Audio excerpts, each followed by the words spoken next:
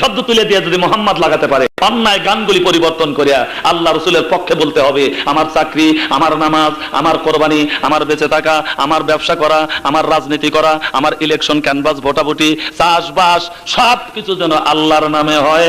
অতএব সেই জন্যই আমার আজকের এই সাজানো ওয়াজ। আরে নতুন নতুন হইছে হাজি, বাচ্চা বউকে করছে রাজি, এই কথা কবিতাতে পাই। সেই দেশে ইসলাম ধর্ম রাখা কঠিন হইছে ভাই, গুলি করে মারতে হবে, মাওলানাদের ক্ষমতায় দিতে চাই। জোরে কোন কথা ঠিক কিনা? আল্লাহুম্মা সাল্লি আলা, জোরে মাওলানা মুহাম্মদ ওয়া আলা আলি সাইয়্যিদিনা বাইরে আমার বন্ধুগণ আমার ব্যস্ত হয়ে গেল। ইব্রাহিম খলিলুল্লাহ নমরুদকে খোদা বলে মানে না, চন্দ্র সূর্যকে খোদা বলে সাব্যস্ত করে। এক পর্যায়ে যখন দেখলো তারাও ডুবে গেছে, লম্বা কথা ছোট্ট করে সংক্ষিপ্ত করে বলতেছি, জাতির পিতা, মুসলমানদের জাতির পিতা ইব্রাহিম খলিলুল্লাহ বললেন, ইন্নী ওয়াজ্জাহতু ওয়াজহিয়া লিল্লাযী ফাতারাস সামাওয়াতি ওয়াল আরদা হানিফা ওয়া মা আনা মিনাল মুশরিকিন। আমি পেয়ে গেছি আমার রবকে, আমার পেয়ে গেছি আমার সৃষ্টিকর্তাকে, আমার বিধানদাতাকে, যিনি আসমান জমিন সবকিছুর নিয়ন্ত্রণ করতেছে, সৃষ্টিকর্তা। আমি তার দিকে আমার মুখমণ্ডলকে রুজু করে দিলাম, চন্দ্র সূর্যকে খোদা বলে মানছি। ওয়া মা আনা মিনাল মুশরিকিন, আমি শিরক করি নাই আল্লাহ, আমি শিরকি নয়। জোরে কোন সুবহানাল্লাহ। তাহলে আমরা কোন গানে বলি, কেউ ফেরে না খালি হাতে, ল্যাংটা বাবার দরবারে। তোর বাবা যদি ল্যাংটা থাকে, তোর কপালে দেখি লেখা আছে।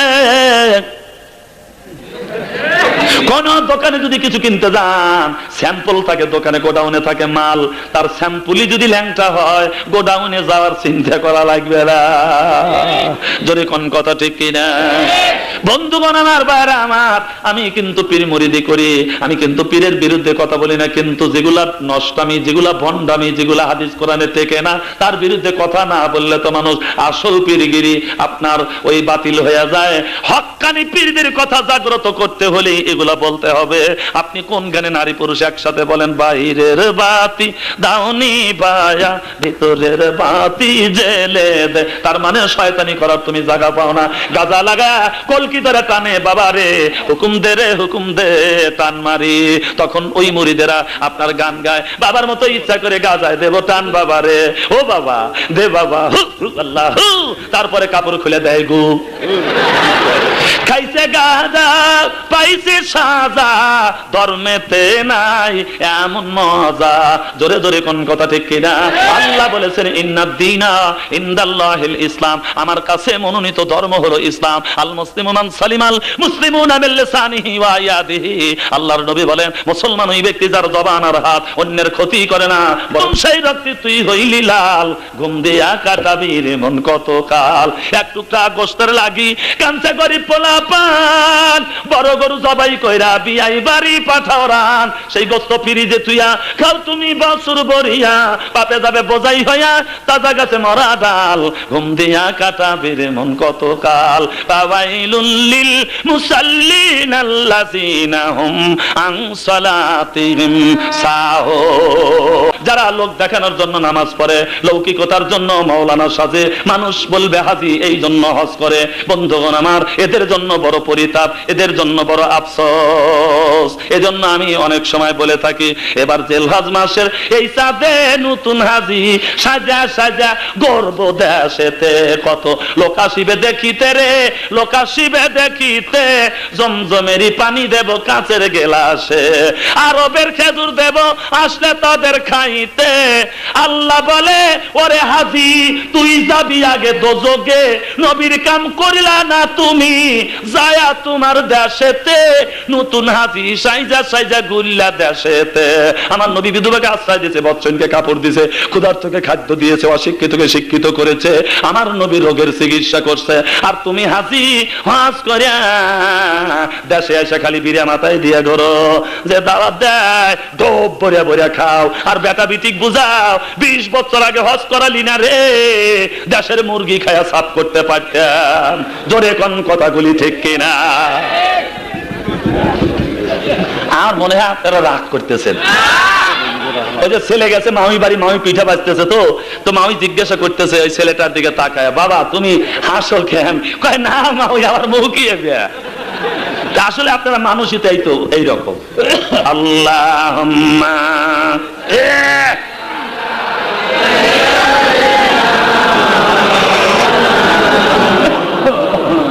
ওয়া আলা আলি সাইয়্যিদিনা।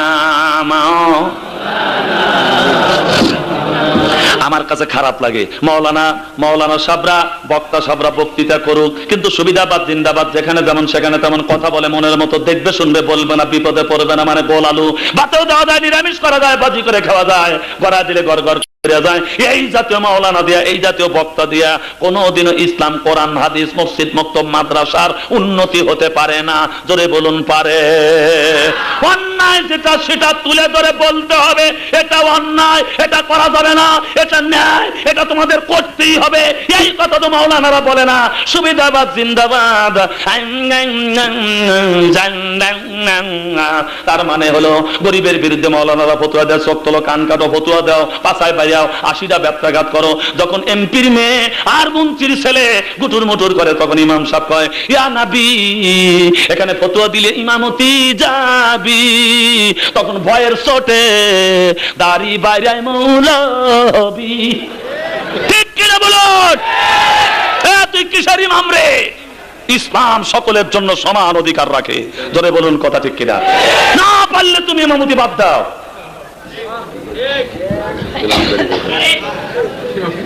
এই ধামা ধরা এক জাতীয় বাতিল পন্থীর 5টা গোলামেরা ইসলামটাকে ধ্বংস করে দিল।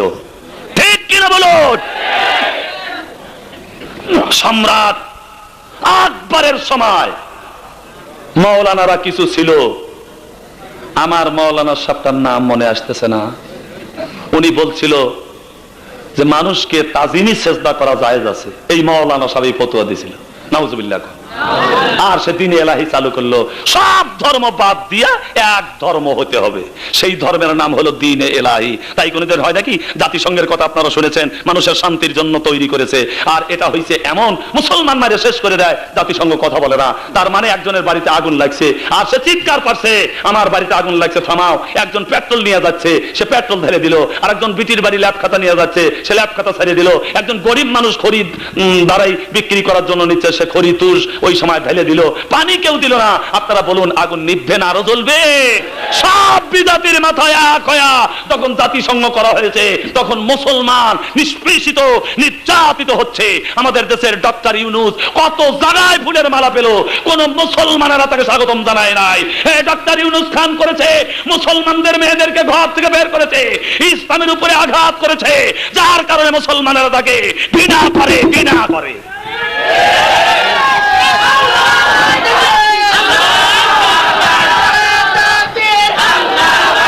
সার্থকতা পাওয়া গেল না। জোরে বলুন কথা ঠিক কিনা? অতএব যেটা অন্যায় হচ্ছে, আমার মেয়ে রাস্তায় চলতে পারে না, একজন শীষ দেয়, আমার স্ত্রীর গ্যারান্টি নাই, ধনীরা চলতে পারবে না, গরিবের স্বাধীনতা নাই। এই অকল্যাণকারী এই স্বাধীন বাংলায় পতাকা উড়ায় আমরা কেমনে বলবো সোনার বাংলা আমি তোমায় ভালোবাসি? এটা তো আমরা লক্ষ্য করে দেখতেছি যে যারা বিত্তশালী এবং ধনী তারা ক্ষমতায় যায় লুটে পুটে খায়, গরিবের গলায় দুঃখের ফাঁসি। সেই জন্য কি আমরা বলবো সোনার বাংলা আমি তোমায় ভালোবাসি? এই জন্য ভালোবাসবো আমাদের এই দেশ মায়ের দেশ, বাপের দেশ, নষ্টমী করার অধিকার কোন বহিরাগত শক্তির নাই। এ দেশের স্বাধীনতা সার্বভৌমত্ব রক্ষা করতে এ দেশের তাজিব তামাদ্দুন শিষ্টাচার আচার আচরণ এ দেশের জন্যই চলবে। বিদেশি কোন সভ্যতা বাংলাদেশে চলতে দেওয়া যাবে না। পরে বলুন কথা ঠিক কিনা?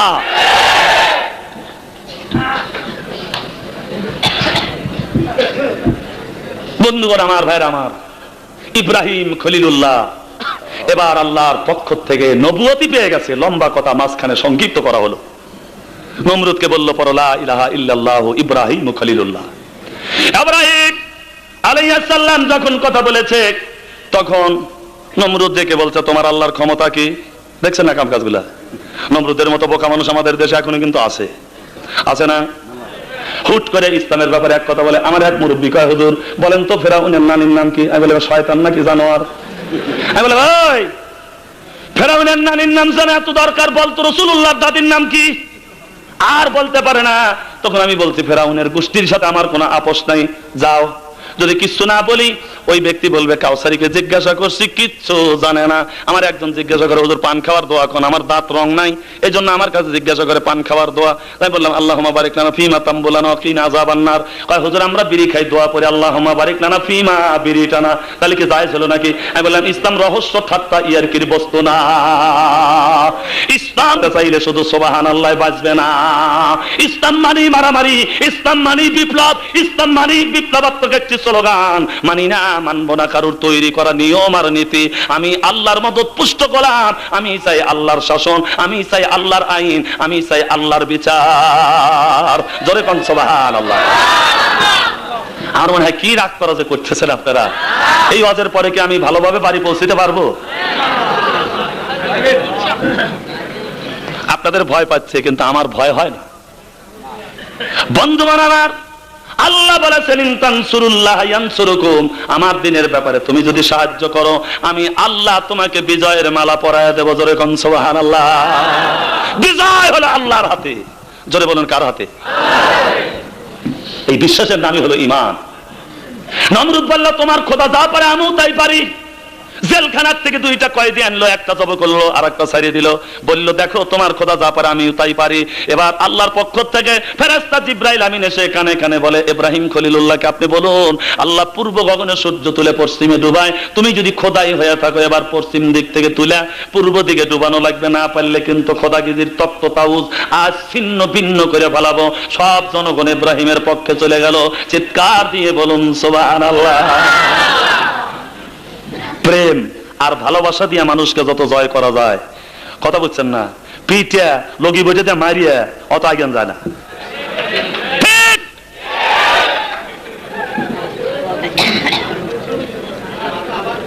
ভাইরা আমার, বন্ধুগণ আমার, এবার ইব্রাহিম খলিলুল্লাহ মুসলমানদের জাতির পিতা লক্ষ্য করে দেখলো নমরুদ যে কথা বলছে আর তার এগেইনস্টে কাউন্টার কথা যেটা আসলো, কথা বুঝেন, ফাবুহিতাল্লাযী কাফার।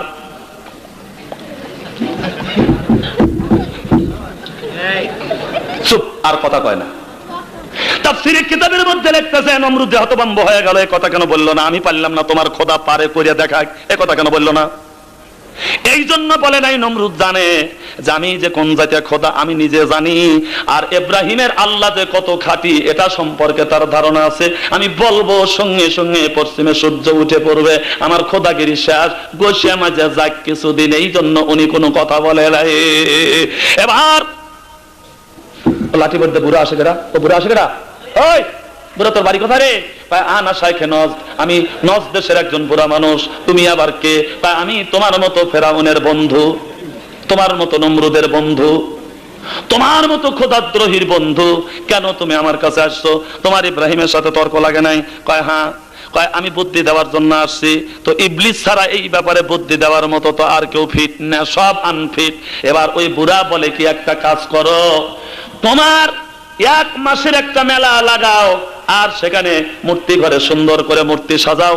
যারা মেলায় যাবে তাদের কমপ্লিট ড্রেস দেওয়া হবে, টাকা দেওয়া হবে, তারা শুধু মেলায় থেকে ঘুরে এসে ওই মন্দিরে পূজা দিয়ে চলে যাবে। এই ব্যবস্থা করলে একটা তোমার কাজ হবে কি, 40 জন মেয়ে মানুষকে, তম্বি তরুণী ষোড়শী যুবতী, 16 বছরের কম না 16 বছরের বেশি না, এমন মেয়েদেরকে বাছাই করে ওই মেলার মধ্যে ল্যাংটা করে ছাড়িয়ে দিবে।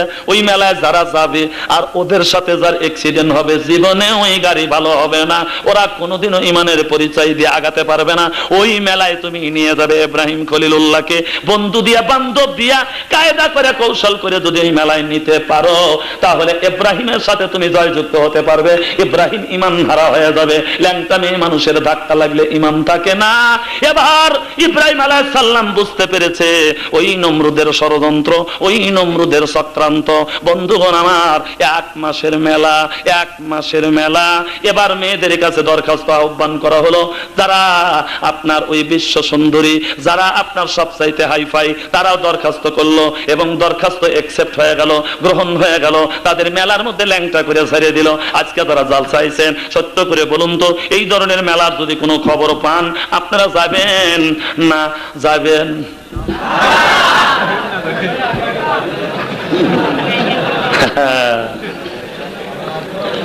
ইব্রাহিম খলিলুল্লাহ তাকে যখন প্রস্তাব দেওয়া হলো তখন তিনি বলছিলেন যে ইন্নী আনা মারিজুন ইযহাবিলা গায়রি, আমি ভাই অসুস্থ, তোমরা অন্যকে নিয়ে মেলায় যাও। লম্বা কথা, এবার সব মেলায় গেছে, আর ইব্রাহিম খলিলুল্লাহ কুড়াল দিয়া সব খোদার মাথা বাইরে ভাঙ্গা ওই কালোডার গাড়ে কুড়াল বাজা বাড়ি চলে আইছে। সব মানুষ এবার মেলায় থেকে আসতে ধাক্কা ধুক্কা খায়া এবার ওই মন্ত্র পড়তেছে, মধুবর্তীতে দেবতাপরন্ত প্রকৃতি, খোদার মাথা নাই, ব্যাপার কি? যত মানুষ আসে মন্তর পরে দেখে খোদার মাথা নাই। এবার সব মিলে বললে ইব্রাহিমের এই কাম, ডাক দিল ইব্রাহিম খলিলুল্লাহ বলে আমি কেন ওটা করতে যাবো? ওই যে খোদার সামনে খোদাগুলি মারছে, জিবা বাইর করে কি দেখে ওকে জিজ্ঞাসা করো। এবার সব মানুষ বলল এবারের সংগ্রাম তোর জিবা বাইর করে একেবারে থাপড়ায় ঠিক করার সংগ্রাম, তোর সামনে এতগুলি খোদার মাথা কাটলো, তুই কি করলি? ইব্রাহিম খলিলুল্লাহ বলে যে মশা বলে তাড়াতে পারে না, মাছি বলে তাড়াতে পারে না, আর সে নিজের উপকার নিজে করতে পারে না, নিজের সামনে খোদা মারে ঠেকাতে পারে না, তার পূজা করে তোমরা কি করবে? সব জনগণ ইব্রাহিম খলিলুল্লাহর পক্ষে চলে গেছে। সুবহানাল্লাহ, সুবহানাল্লাহ। জনগণ কিভাবে পক্ষে যায় এটা অনেকেরই জানা নাই, অনেকেরই মহা মুশকিল। এবার ওই পুরা শয়তান আবার আইছে, বন্ধু বানাবার বারবার ডেকে ডেকে বলতেছে নমরুদ একটা চরকের মেলা বানাও, চরকের গাছ তৈরি করো, আর সেই জায়গায় ইব্রাহিম খলিলুল্লাহকে আগুনে পোড়ায়া মারো, তাহলে অবশ্যই তোমার পক্ষে সব চলে আসবে। এবার তাই করছে। লম্বা কথা সংক্ষিপ্ত করে বলতে সামনে আরো গুরুত্বপূর্ণ কিছু কথা আমার রয়ে গেছে, এগুলা অবশ্যই বলতে হবে, নাকি আপনারা মোনাজাত না করে চলে যাবেন? সবাই থাকবেন তো? আলহামদুলিল্লাহ, তাহলে আপনারা ভালো। আমি মন্তব্য করি, এই যে স্বীকৃতি দিলেন আর যে সুন্দর পরিবেশ দেখালেন, অন্যান্য বছরের মতো না, এই বছরের এই পরিবেশে আমি মন্তব্য করে গেলাম, আপনারা আল্লাহর বেহেশতে যেতে পারবেন। জোরে বলুন আমিন, আরো জোরে বলুন আমিন। ইব্রাহিম খলিলুল্লাহ আল্লাহর দোস্ত, আল্লাহর পয়গম্বর, তার জন্য আগুনের কুণ্ডের ব্যবস্থা করা হলো। কত মানুষ গেছে ইব্রাহিমকে আগুনে ফেলার জন্য, পারে নাই। এবার ওই চরকের রশিতে ইব্রাহিম খলিলুল্লাহকে ঝুলাইছে আল্লাহ চারজন ফেরেশতা, আল্লাহর পক্ষ থেকে আসলে আমাদের ক্ষমতা বেশি। হে ইব্রাহিম খলিলুল্লাহ, আপনি বলুন আমরা নমরুদের আগুনকে একবারে সাগরে পরিণত করে দেব। ইব্রাহিম খলিলুল্লাহ বললেন এত শক্তি কোথা থেকে পাও তোমরা? কয় আল্লাহ দিছে। ইব্রাহিম খলিলুল্লাহ বলেন ওই আল্লাহর দোস্ত আজকে আগুনে পড়তেছে, আল্লাহ কি দেখে না? তোমাদের কাছে সাহায্য চাওয়া লাগবে নাকি? তোমরা তাড়াতাড়ি যাও। ইয়্যাকা না'বুদু, জোরে ইয়্যাকা না'বুদু ওয়া ইয়্যাকা নাস্তাঈন। আল্লাহ তোমার ইবাদত করি, তোমার সাহায্য চাই, তাছাড়া আর কারো সাহায্যের দরকার আমাদের নাই। বাইরে আমার বন্ধুগণ, আমার অনেক মানুষই আছে ওই মাজারে যায় কি কীর্তিগুলি করে, সারা রাত আর সারাদিন পড়ে থাকে, কুত্তায় যায় মুখ চাটে, এক ওয়াক্ত নামাজ পড়ে না, তারপরে কি নারিঙ্গি সারিঙ্গি ডুগি তবলা। একজন মহিলাকে আমি দেখলাম কাঁধের উপরে এরকম কি যেন নিয়ে টানতেছে আর বলতেছে যে বিসমিল্লাহর হয় না ওজন দুনিয়া দিলে তামাম, বিসমিল্লাহ বলিয়া মুখের জবান খুলিলাম আমি, বিসমিল্লাহ বলিয়া মুখের জবান খুলিলাম। রামের বাচ্চা বনের পশু নাম ছিল তার হনুমান, বিসমিল্লাহ বলিয়া মুখের জবান খুলিলাম। জোরে কন্যা উযুবিল্লাহ। ওয়ান আবি হুরায়রা রাদিয়াল্লাহু তাআলা আনহু ক্বালা রাসূলুল্লাহ সাল্লাল্লাহু আলাইহি ওয়াসাল্লাম লাউলা তাসমিয়াতুল হালাকাল বারিয়াতা। আল্লাহর নবী বলেছেন 19 অক্ষরের আল্লাহ যদি বিসমিল্লাহটা না বানাইতো तमाम পৃথিবী কাচের বাসনের মতো ভেঙে টুকরো টুকরো হয়ে যেত। আর সেই বিসমিল্লাহ দিয়ে আমাদের দেশে গান হয়, সেই সালাম নিয়ে ঠাট্টা হয়, টুপি নিয়ে ঠাট্টা হয়, দাড়ি নিয়ে ঠাট্টা হয়, জুব্বা নিয়ে ঠাট্টা হয়, নানান কিছু ইসলাম ধর্ম নিয়ে ঠাট্টা হয়। বাংলাদেশে রোজার পূজা যদি একসাথে চলে, হিন্দু আর মুসলমানদের মধ্যে যদি কোনো সাম্প্রদায়িক দাঙ্গা না থাকে, অতএব ইসলাম যদি তুমি না মানো আমার তাতে কিছু আসে যায় না। কিন্তু এই ইসলাম নিয়ে, বিসমিল্লাহ নিয়ে, সালাম নিয়ে, কোরআন নিয়ে, টুপি দাড়ি আর জুব্বা নিয়ে যদি ঠাট্টা করো, আমরা আর তোমাদেরকে ছাড় দেব না। জলে কোন কথা ঠিক কিনা? আর ওদের বলুন ঠিক কিনা? কষ্ট হচ্ছে আপনাদের? ইব্রাহিম খলিলুল্লাহ মুসলমানদের জাতির পিতা এবার সড়কের রশির সাথে বাঁধা, চোখের পানি ফেলে কাঁদতেছে, আল্লাহ আমার সবচাইতে বড় কষ্ট লাগলো মাবুদ। মানুষ বিপদে পড়ে বাপ মাকে ডাকে, আর আমার আব্বা নিজে আসে সড়কের রশি ধরছে। ইব্রাহিম খলিলুল্লাহ কান্দে আর বলে, আল্লাহ আমি সব সহ্য করতে পারছি, রব্বুল আলামিন আমার আব্বা অপমান হোক এটা আমি বরদাস্ত করতে পারবো না। জাতির পিতাকে শিক্ষা দিল, আমরা শ্বশুর শাশুড়ির গর্ব করি, বাপ মাকে অপমান করি। জোরে কোন কথা ঠিক কিনা? বোনের পরনে কাপড় নাই, শালীর হলো কমপ্লিট ড্রেস। কেন তা কি জানেন? দুলাবার জন্য সুন্দর সুন্দর করে বলছে, রঙিন কাপড় রঙিন জামা মালা দেয় পতির, শালীনেরা দেখলে দুলাভাই হয়ে যায় অস্থির। চিৎকার দিয়ে বলুন নাউজুবিল্লাহ। ওই কথা কি ঘুরা বলা যেত না? যেত। নামাজ পড়ো রোজা করো, নামাজ পড়ো রোজা করো, করো যে জিকির, মুর্শিদকে না দেখলে মুরিদ হয়ে যায় অস্থির। আমার কথাটাই হলো যে অন্যায় সেইটা ন্যায় বানাতে হবে। একদিন কানে আসলো, নৌকা যাচ্ছে নদী দিয়া, নাচতে নাচতে যাও আমার বাড়ি রে বিয়াই সাহেব, নাচতে নাচতে যাও আমার বাড়ি। আমার বাড়ি গেলে পরে চুলকায়া দেব দাড়ি, রাগ করিল কাউসারি, এখন আমি কি করি?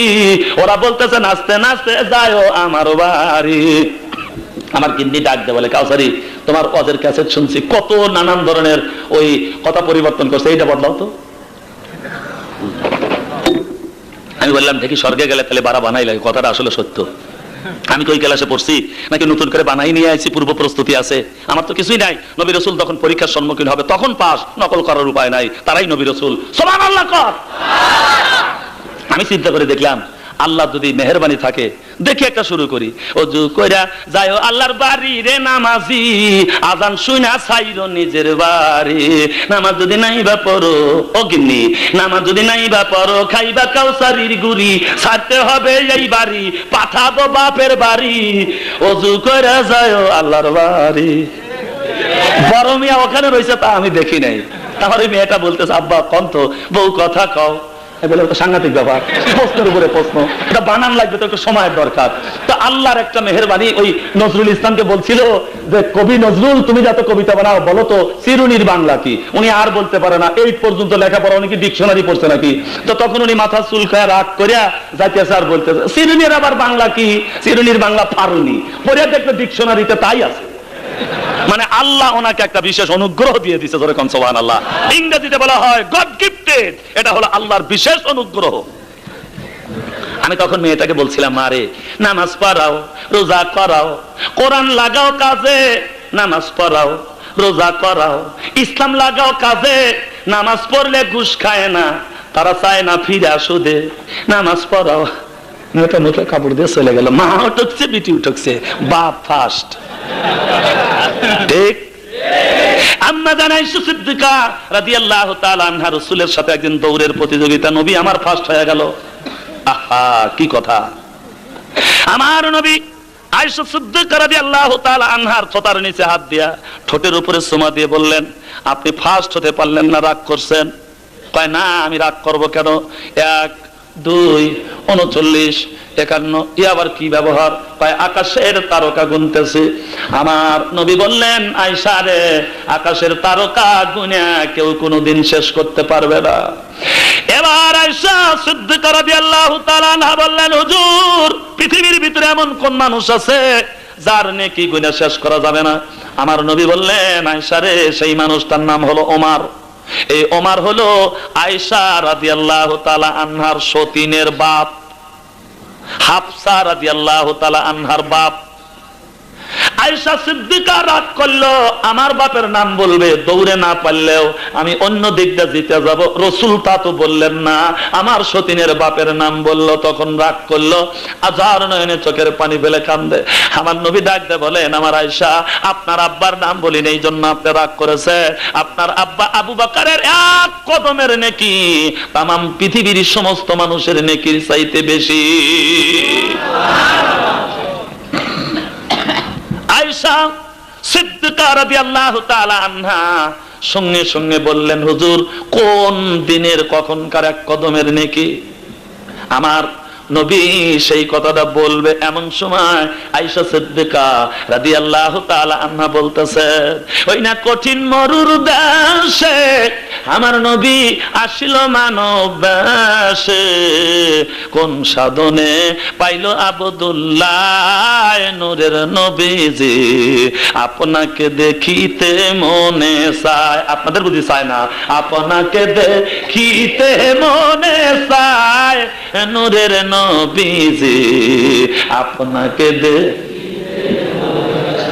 কোন সাধনে পাইল আমি নাই নূরের নবীজি, আপনাকে দেখিতে মনে চায়। আল্লাহুম্মা সাল্লি আলা ওয়া আলা আলি সাইয়্যিদিনা মাওলানা। ভাইরা আমার, আয়েশা সিদ্দিকা রাদিয়াল্লাহু তাআলা আনহা ডেকে ডেকে বলতেছে, কবির ভাষায় আমি বলি, তোরা দেখলে ছবি পাগল হবি, কাঁদবি বসে তোরা নিরালায়, যেই দাসে মোর নবীজি ঘুমায়, হায়রে যেই দাসে মোর নবীজি ঘুমায়।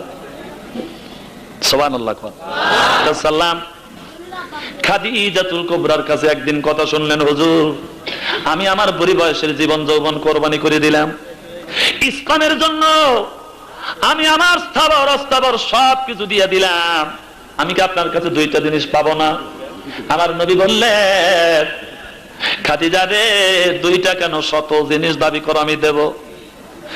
খাদিজাতুল কুবরা বললেন, হুজুর আমি কিচ্ছু চাই না, যেদিন আমি ইন্তেকাল করব আমার কবরের মধ্যে আপনি একটু গড়াগড়ি দিবেন, কারণ আপনি যে রাস্তা দিয়ে চলতেন 40 দিন ওই রাস্তার মধ্যে আপনার নবুয়তের ঘ্রাণ পাওয়া যায়, আপনি একবার যদি আমার কবরে গড়াগড়ি দেন, আমি কিয়ামত পর্যন্ত আপনার শরীরের খুশবু নিয়ে কিয়ামত পর্যন্ত কাটাতে পারবো।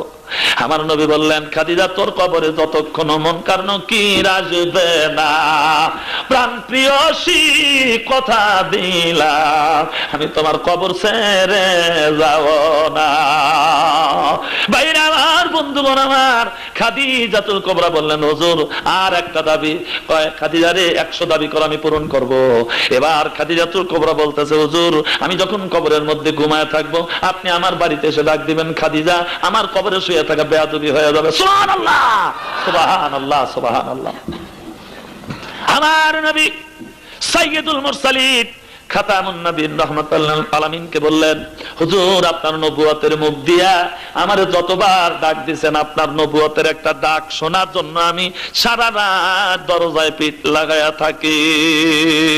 আমি 3টা স্বামীর সংসার করে আপনাকে 4র্থ নাম্বার স্বামী হিসেবে পায়াও আমি কোনোদিন আপনাকে সারা বিছানায় পিঠ দিয়ে ঘুমাতে যাই না। বাইরে আমার বন্ধুগণ আমার, আল্লাহর নবী বললেন, খাদিজা রে তুমি কি বলতে চাও খুলে বলো। কয় হুজুর আমি অনুরোধ করি আমার ইন্তেকালের পরে আমার নাম ধরে আপনি ডাকবেন না, ডাকবেন না, ডাকবেন না। আমার নবী বলেন, খাদিজা রে আমি তোমার নাম ধরে ডাকবো না, এই কথা তুমি বলতে পারলে আমি কিয়ামতের দিনও সব ভুলে যেতে পারবো। আমার এই খাদিজা নাম মুখের থেকে কেউ সরাতে পারবে না, পারবে না। চিৎকার দিয়ে বলুন সুবহানাল্লাহ। খাদিজাতুল কুবরা এবার ডেকে ডেকে আমার নবীকে বলতেছে, নবী আমার জীবন সাথী, অন্ধকার কবরের বাতি, আপনার নূরে সৃষ্টি যে ভুবন। আল্লাহর নবী নূরের নবী গো, আপনি নবী আমার জীবনের জীবন, আপনি রহমাতুল লিল আলামিন, উম্মতের হইলেন জামিন, গুনাহগার উম্মতের আপনজন। আল্লাহর নবী নূরের নবী গো, আপনি নবী আমার দিন দুনিয়ার ধন। দেখে আপনার মুজিজা ভাগ্যবতী হয় খাদিজা, জীবন যৌবন করিল অর্পণ, মাল দৌলত সব দিল, চরণে সুপিয়া দিল, আপনাকে সে বানাইল আপন। আল্লাহর নবী, নূরের নবী গো, আপনি নবী আমার জীবনের জীবন। দেখিয়া হযরত বিলাল খুশিতে হইল মাতাল, সইল কত উমাইয়ার জ্বালাতন। দেখে তাহার প্রেম ভক্তি বেল্লালের নিলেন মতি, বানাইলেন তার জীবনের আপন। আল্লাহর নবী, নূরের নবী গো, আপনি নবী আমার জীবনের জীবন। যে দেখলো একবার জীবনে, বলে নাই তারে নয়নে, পাইল তারে স্বপনে দর্শন। বলুন মারহাবা, আরো জোরে বলুন মারহাবা, নারায়ে তাকবীর। আমার সাথে যারা কথা বললেন, নবী আমার জীবনের জীবন, নবী আমার পরাণের পরাণ, নবী আমার দিন দুনিয়ার ধন, একজন মানুষ কি নবীর কথা রক্ষা করতে পারবে? আমার নবী বলেছেন একটা মসজিদ বানাও, তোমাদের জন্য আল্লাহ বেহেশতের মধ্যে বালাখানা বানাবে। ইব্রাহিম খলিলুল্লাহর ওই কথাটা বলবো, মেয়েরা কেন টিপ গ্রহণ করলো? ভাইরা আমার, ওই চরকের মেলায় আপনার ইব্রাহিম আলাইহিস সালামকে আগুনে ফেলা যায় না, 40 জন মেয়ে যারা ল্যাংটা হয়ে মেলায় গেছিল, ওই মেয়েগুলিকে নিয়ে আসলো। আনার পরে ইব্রাহিম খলিলুল্লাহ চতুর্দিকে জেনা করালো, জমিন নাপাক হয়ে গেল, ফেরেশতারা চলে গেল। ওই সুযোগে ইব্রাহিম খলিলুল্লাহকে আগুনের মধ্যে ফেলা সম্ভব? আমরা বলি হিন্দু মুসলিম ভাই ভাই একসাথে বিড়ি খাই, তারা কত বড় আমাদের অবজ্ঞা করে একবার দেখলাম না তাই? যারা জীবনে একবার চরকের মেলায় গেছে তাদের বউ তালাক, এ তালাকটা সারার আবার বুদ্ধি কি? আপনি মোল্লাও ডাকবেন না, স্ত্রীকে বলবেন তোমার আর আমার বিবাহ নষ্ট হয়ে গেছে চরকের মেলায় যাওয়ার কারণে। কেন? তা তো ইতিহাস আমি আপনাদেরকে বললাম। এবার স্ত্রীকে বলবেন মহরণা এত ধার্য করলাম, নগদে এত দিলাম, আর সব বাকি রেখে আমি তোমার নতুন স্বামী, তুমি আমার নতুন স্ত্রী, তবেই আপনার ছেলে মেয়ে হালাল দাদা হবে। চরকের মেলায় দেখে যদি কেউ সন্তান জন্মায়, ওই সন্তান হবে হারামজাদা। অতএব নতুন বিয়া করে নেওয়া লাগবে। বন্ধুগণ আমার, ভাইয়েরা আমার, তাই বলে কিন্তু আমরা হিন্দুদের ওই মন্দির ভাঙবো না, মূর্তি ভাঙবো না, তাদের ইবাদতখানা ভাঙবো না, তাদের সাথে আমরা কোনোদিন মারামারি করবো না। তাদের ধর্ম তারা করবে, যদি এটা করতে বাধার বিপত্তি হয়। বাড়ি ঘর হলো মসজিদ ঘর, আর আমরা সেই ঘরের উন্নতির জন্য বসছি। আমরা হাত তুলেছি, কেউ তো চলে যেতে পারবো না। আমি মাত্র 10টা মিনিট আপনাদের কাছে বিরক্ত করব। 5,000 টাকা মসজিদের জন্য কে দিবেন? 10,000 টাকা কে দিবেন? 20,000 টাকা কে দিবেন? 50,000 টাকা, 1 লক্ষ টাকা কে দিবেন? আমি আপনাদের কাছে দাবি করি সর্বনিম্ন 100 টাকা, 50 টাকা, তারপরে 20 টাকা, 10 টাকা, 1 টাকা। কারণ নাই, টুপি খুলে দিয়ে যান, লাইটটা জমা দিয়ে যান, হাতের আংটি, বিড়ি, মাছ, চাদর, মাফলার, তোয়ালা যা আছে জমা দেওয়া লাগবে। না দিয়া যদি চলে যান, গেট পার দেন, আমি আল্লাহর কোরআন শপথ করে বলতে যে বদদোয়া করব। কারণ রাত 12টার পরে প্রত্যেকটা মানুষের জন্য একটা করে দোয়া আল্লাহ কবুল করে। মা বোনদের কাছে দাবি, ছেলে মেয়েকে মারতে গিয়ে বলো না কালের জায়গায় মর, সব বনেশে মরে না। তোমার দোয়াটা যদি ওই দিন কবুল হয়ে যায়, তোমার ছেলে মেয়ে কোনোদিনও বাঁচবে না।